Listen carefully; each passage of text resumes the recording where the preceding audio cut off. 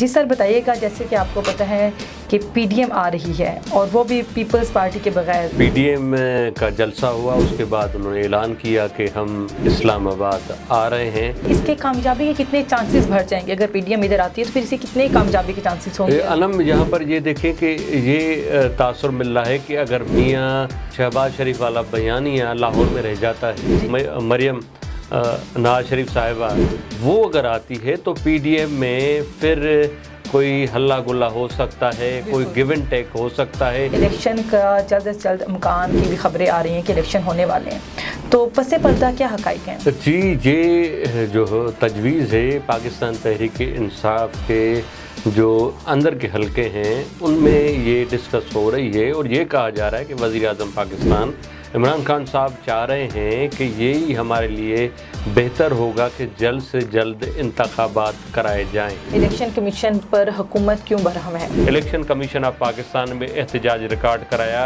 वो थी सूरत हाल जब कायमा कमेटी में वज़ीर रेलवे जनाब आज़म सवाती साहब ने कहा कि ऐसे इदारे को आग लगा देनी चाहिए। मुल्ज़िम ज़ाहिद जाफिर को बचाने के लिए क्या क्या किया जा रहा है? हाई प्रोफाइल केस है नूर मुकद्दम का